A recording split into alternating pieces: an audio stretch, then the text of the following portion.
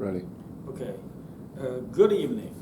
This is Dr. Ken Shen from West Virginia University. And I'm very glad to see you again. We will continue to talk about DNA replication. So before we talk, we'll do a little bit of review what we finished in last video. So we mentioned that in 1953, I will say April 25th, two great scientists in the world, Francis Crick and James Watson, published single most beautiful paper in the 20th century, which is right here, if you can see it. One-page article in Nature Journal. Okay, so this is a one-page.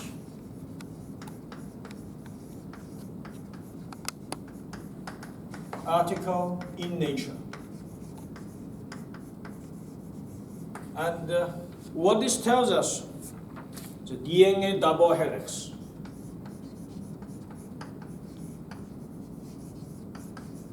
DNA double helix structure. Now, I mentioned about that. When they get in there, they need some people's help. It's not all done by themselves. Remember, I mentioned the ratio A complementary with T and G complementary with C is always 1:1. This is by Shah-Graph. So that's called Shah-Graph laws. And second, in your textbook, it always say they use X-ray diffraction methods to find the double helix. And on this paper, you can see the second page, which has the pictures there. Who did that, do you know? This is done by Rosalind Franklin. Rosalind Franklin is another great British scientist, biochemist. She died in 1952, only 37 years old. Very unfortunate. Okay, so with all these people's help, and we also mentioned there is a competitor, which is American chemist called Pauling. And he almost getting there. So with all this help, with lots of people's contribution, they find this DNA double helix structure. So what it looks like? Let's talk about these a little bit detail. Okay, what it looks like. The double helix looks like so beautiful. And a two circle. Okay, two helix. And we can see these are the gene base, ATGC, adenine, thymine, guanine, and cytosine.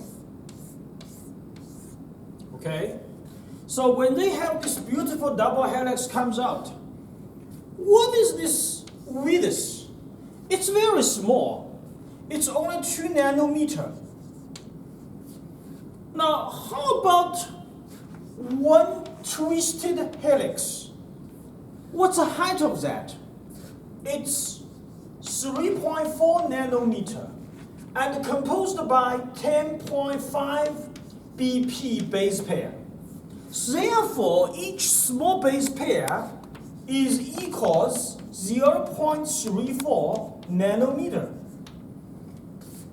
And if you go look at your molecular microbiology book, they will tell you these, we call it small growth. And right here, we call it a big growth. And we say the big growth is more important because later on, some of the other chemical attachments and mutations and everything happens in there. So this is a beautiful double helix. Now, of course, we know A complementary with T, G complementary with C, which is corresponded with hydrogen bonds. And I said hydrogen bonds is not very strong. That's why they can separate. Now, why this double helix is gonna working? Because from the configuration standpoint, it works, and they also connected with hydrogen. Those are the 2 points. Then, at the end of the last video, I said, what is the implication of the double helix? That's called semi-conservative replication. Now, what means semi-conservative replication? Which means if they are separated, let's say the 2 bands are separated, they'll always use one of the mother bands to generate, to biosynthesis their offspring. And their offspring carry on the information is exactly the same from their mother cells. Well, of course, it's based on the assumption there is no mutation happens. But realistically, it happens. We'll get to there later on. Now, the semi-conservative replication, we said it's an implication. So when you write a manuscript, you know, you will say, our results implicated that. We need to verify. It is a semi-conservative replication. So in the history, there is another important research verify that. Their research called Michelson-Star experiment. Okay, Michelson-Star. Those are 2 graduate students back in 1950s in Caltech University. Do you know Caltech University? It is the best private research institution in the United States. Did you watch Big Bang Theory? Do you like Sheldon Cooper and Leonard? If you see those dramas and the episodes, you will get to know there are lots of the talented people there. So those 2 are Michelson and Starr. They are 2 graduate students in 1950s. They did the research. How they did that? Okay, I had a bacteria. The bacteria we're going to grow in a medium which is containing nitrogen.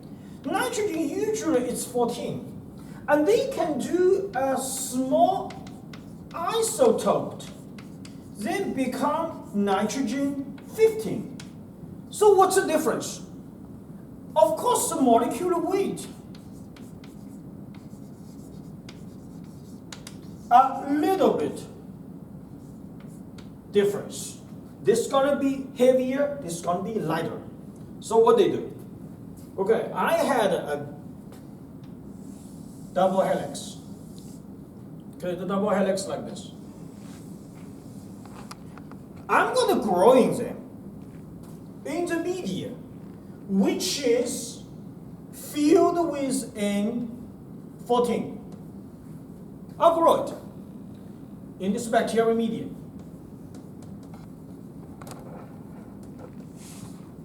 Now, of course, they're gonna do separated, start to do the replication. In the secondary generation, I'm gonna grow them into N15 bacterial medium. If they grow in the M15 bacterial media, what are going to be the results looks like? Can you guess?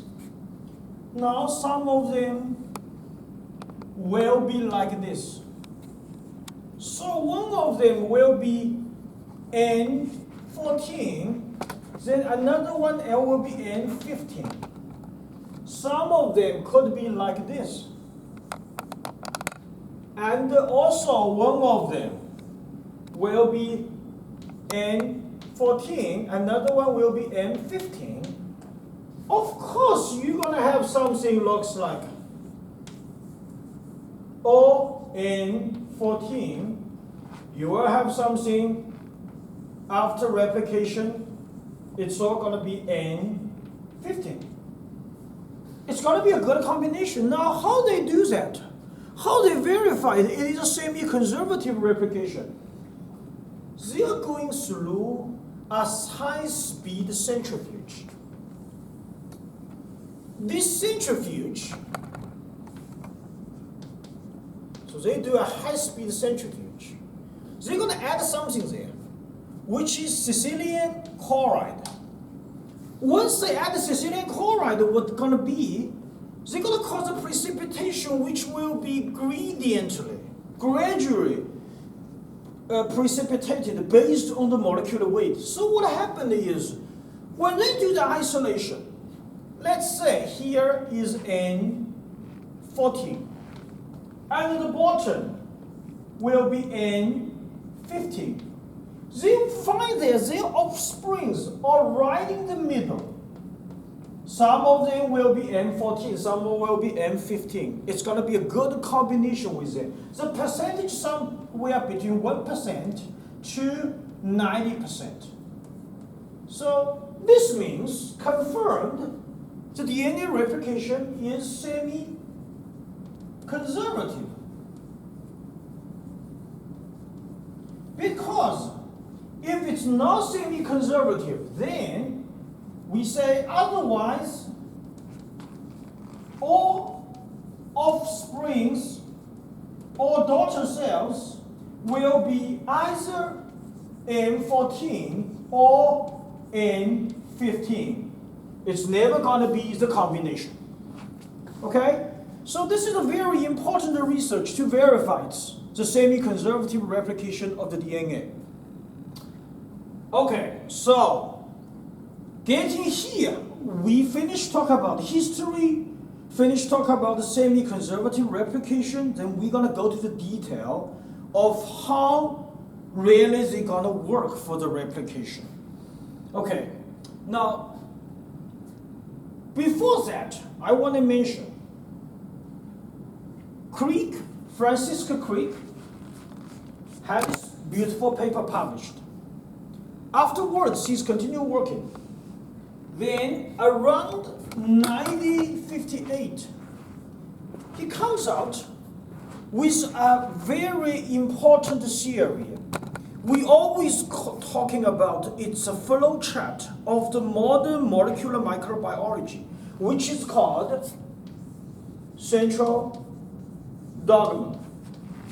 And I always say this is going to be the outline of the molecular microbiology and the biochemistry class, the genetic section. So what they talk about is DNA going through transcription become RNA, and RNA going through translation become protein. This is called transcription, and this is called translation. Now, of course, the DNA has to do is a replication by itself. Now, when Francis Crick mentioned about the central dogma at the beginning, he did not say it is from DNA RNA to protein. What he said is from nucleic acids to protein. Then later on, people find they are going through transcripting translation. Now, in 1960s, with the development of the biotechnology and the molecular microbiology, another scientist, Baltimore, in Johns Hopkins University, isolated the reverse transcripts from the retrovirus. He finds that the RNA could go back to DNA. This is called reverse transcription. So at that moment, the people say this central dogma may be wrong because it changed dramatically in 1958. However, today we're still using this as our flowchart, our diagram, our outline to talk about molecular. So now we're going to talk about the DNA replication. Okay, so what is DNA replication? We're going to talk about the detail, especially the function of the enzymes. So we're going to do a conclusion at the end. So when we talk about this, we need to go back to talk about using E. coli as a model. Okay. There is a two line.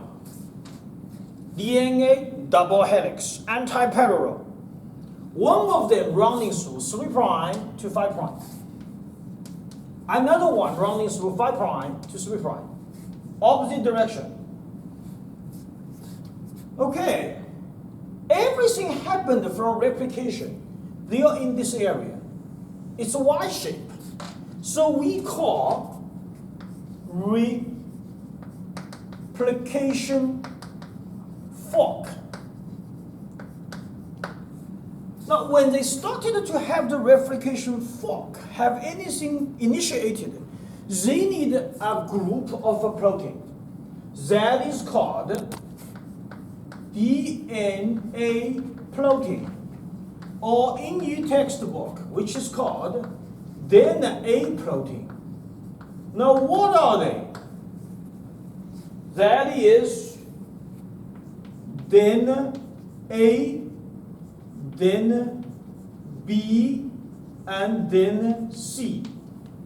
Then A, I always say it's an initiator, which means they started to do, a beginner, to start to do the replication. Then a B is actually, we call it a helix. Now why? This is an anti-parallel double helix. It's always twisted. So we have to separate them. We need an enzyme to de-twist it, to hydrolyze this double helix. So that's why delta B is helicase. AC is an enzyme. Now what is delta C? This is a helper. I always say this is a delta B holder. So they hold on delta B. Okay, once they are separated, we want to make sure they are separated because they are highly twisted at the beginning. They always have a tendency to come back. So what we need to do, there is some of a small particles will be attached to the separated double strand or double bands. This is called SSB. The name is called single strand binding protein. So they keep them separate. Okay, everything is ready. We start to do the replication. Okay, let's do it. Before we do the replication, it does not matter which strand we talk about. We all need is some leader, something started to do. We call it a primer. Okay, so what are the primer? We always using is a RNA primer. Because RNA primers, there's no restrictions. They can do whatever they like. Now, how to synthesize RNA primer? We need an enzyme. What is the enzyme? Very simple. Primerase. ASC is an enzyme. Synthesize RNA primer. Okay, what do that looks like? I gave you some example. Okay, let's say 3' to 5'. I do TAGAC. Let's say 5 BP base. And I tell my students every time you're gonna write OH there. And then you write P phosphates, phosphates, phosphates, phosphates on the 5' ends. Okay, let's do a review of the DNA gene-based complementary policy. What are you going to have? Is A, T, G, T, G. Sorry, C, T, G. Okay, then this is always is 5 prime to 3 prime. So this is going to be a P phosphates, phosphates, phosphates, phosphates, and here is the OH hydroxy bonds. So they started to grow, started to extend the line. And this process, we call it polymerization. Okay, what is the enzyme for polymerization? Very easy. DNA polymerase. Okay, there is a different type of the DNA polymerase. 1, 2, 3, 4, 5. Who created the DNA polymerase? Arthur Kornberg. Arthur Kornberg is a great American biochemist. He got the Nobel Prize when he found the DNA polymerase in 1960s. And I tell you a story. His son, Roger Kornberg, in 2006 got a Nobel Prize in chemistry. So there is a joke. Arthur Kornberg did a very good DNA replication in his family for his offsprings. Okay, so this is called the DNA polymerase, created by Arthur Kornberg. So DNA polymerase, the polymerization direction is always from 5 prime to 3 prime.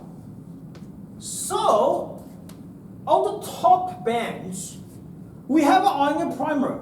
Then we start to adding the more gene base, because each of those gene base, which is carried on by 3P, these called nucleotides.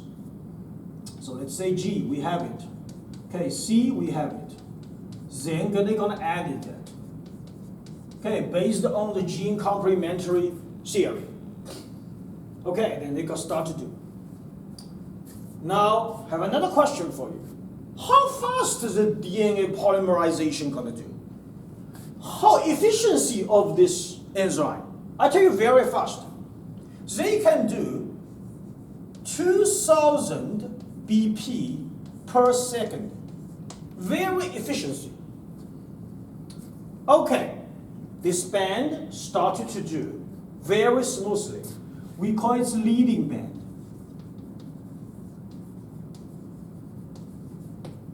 Okay, how about the other band? We got a problem. We can't do it smoothly because 5 prime to 3 prime, we need some help, is that right? You learned in your biology class, in your high school. So what happened here? We're going to biosynthesize these small segments. And these small segments also leaded by a small piece of the RNA primer. Because we want to make sure everything is going to 5 prime to 3 prime. Okay, so we need those 3 segments, very tiny segments. Okay, let's say all these. What's the name of these 3 segments? Called Okazaki segment. Now, Okazaki is a Japanese biochemist.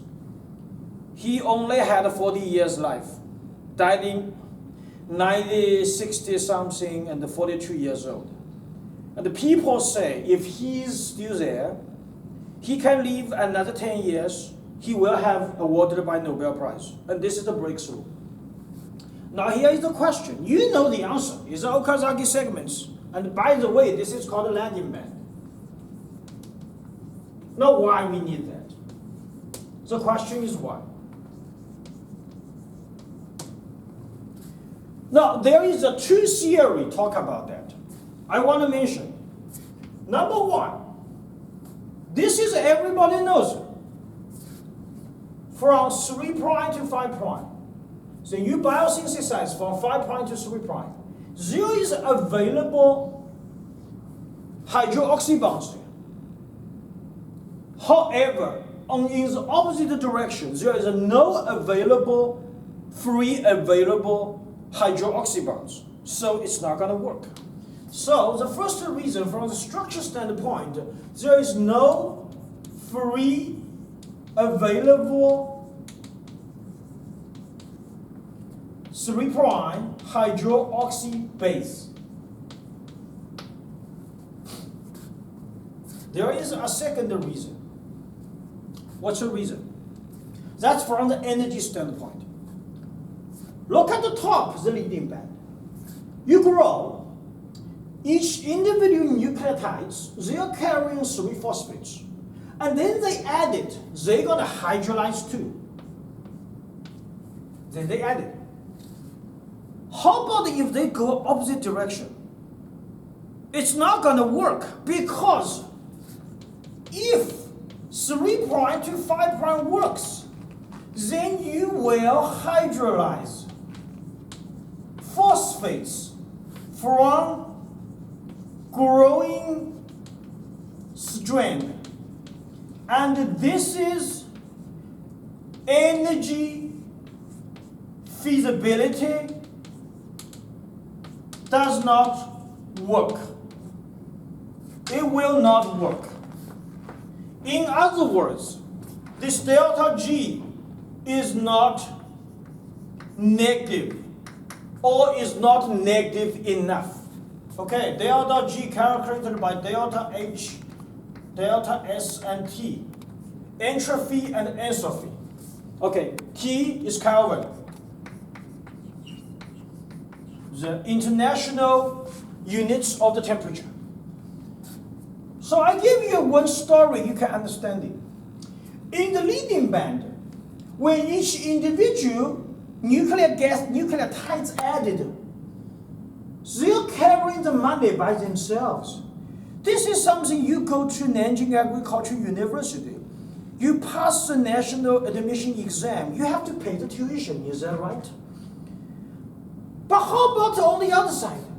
On the other way, you're not going to pay, and all your students, all your friends in the classroom, they got to pay you. Is that going to work? Economically, doesn't make sense, not feasible. Well, sometimes happen, they donate it sometimes. But is that going to working for all the students? No. Same for the bacteria. It's for them, this energy is their currency. It's not energy feasibility works. So therefore, it's not going to happen. Do it naturally from 3' to 5'. Therefore, they need all these small segments, which is called Okazaki segments. Okay, when they finished all these small segments, they connected. We don't need them. Is that right? We think these are the barriers, so we have to cut these. How we cut it? We need DNA polymerase 1. Now, by the way, when they started to do the replication from the polymerization from 5' to 3', they need is DNA polymerase 3. Now they have this niche and have this space. They have to seal it. How they seal them? This need to rely on DNA ligase. The ligation to seal them, and then you can connect them. Okay. Seems like we finished the replication. Can we stop it right now? Yes, but you have a problem. There is a 2 remaining problem there. Number 1, topological issue. What is the topological issue? Okay, you have this one is there. Double helix, anti-parallel. After replication, it is highly twisted. They twisted together. Now, what's the disadvantage of this type of twisting? They're not going to send their daughter cells into their offspring. their newly synthesized DNA into their daughter cell and offspring cells, which means lose the function, lose the meaning of the replication. So what we have to do? We have to do is need something to release this tension. Now, luckily, we had an enzyme. What is the enzyme? Topoisomerase. In here, we are using this enzyme is topoisomerase 2. Okay, so what are they going to become? Right after DNA replication, we call this positive supercoil. After topoisomerase 2 do some work, they will be release the tension. So I'm just drawing like this. I don't know how to explain it very well. Then will become negative supercoiled, which means the tension is released. And this topoisomerase 2, very specifically in E. coli cell, this is called DNA gyrase. Okay, this is what you sometimes see DNA gyrase comes from. It's a topoisomerase. So we solve the problem. Is this finished? Yeah, almost done. What's left?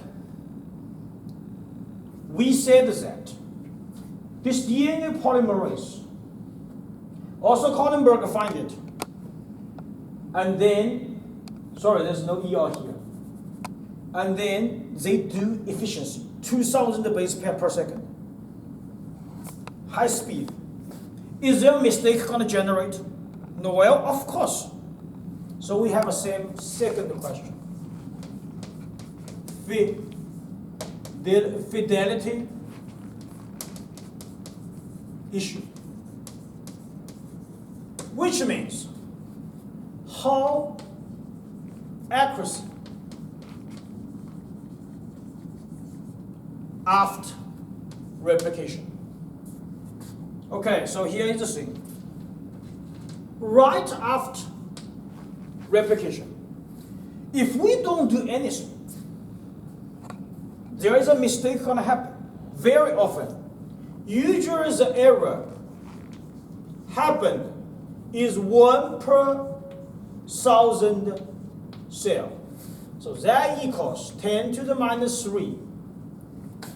This is, you can transfer almost is 2 errors per bacterial cell division. Very high.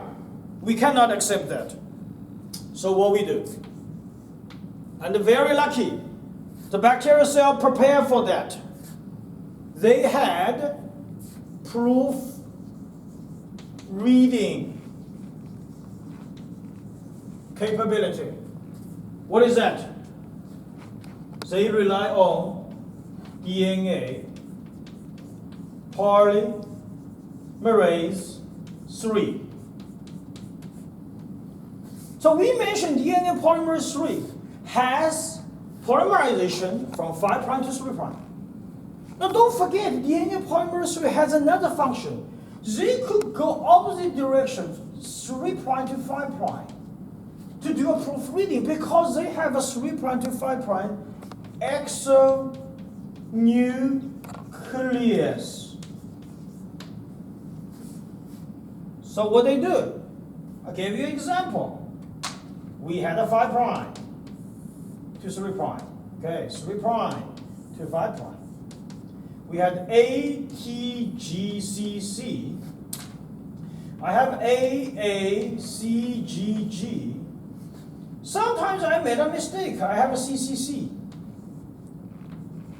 AACCG. Then this exonucleus will find that this is a mistake. I'm going to cut it. So I'm going to put a correct one, which should be a G. Now this, you have some niche there. Is that right? They have some space there. This is also need to be sealed by DNA ligase. So, this is something like you're reading a manuscript. After you get accepted by a journal, then the editor said that this is the final version. Can you do a proofreading? So you're gonna check each word's individual spelling. Is there any mistake? So this is called proofreading activity. So proofreading activity by DNA polymerase 3. Of course, they're going to load down the error rate. How much they load down? They'll load down to 10 to the minus 5 and 10 to the minus 6. Is this going to be enough?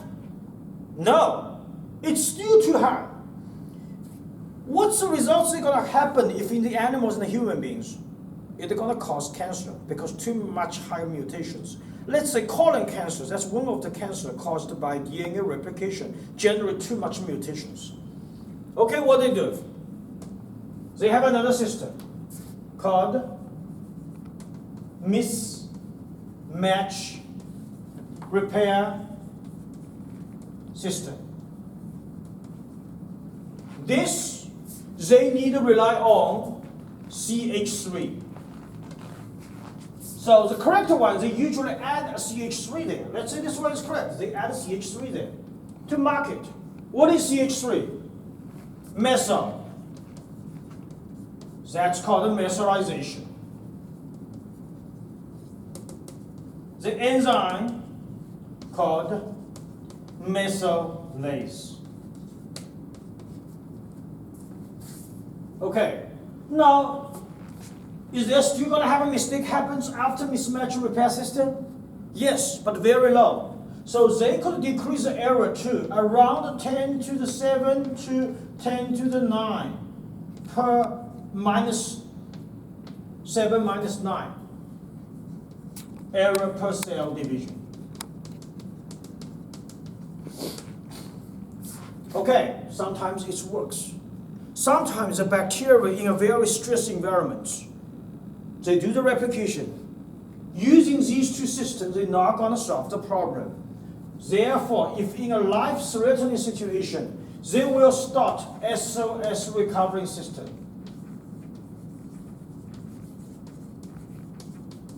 At this moment, they're going to bring on DNA polymerase 4 and 5.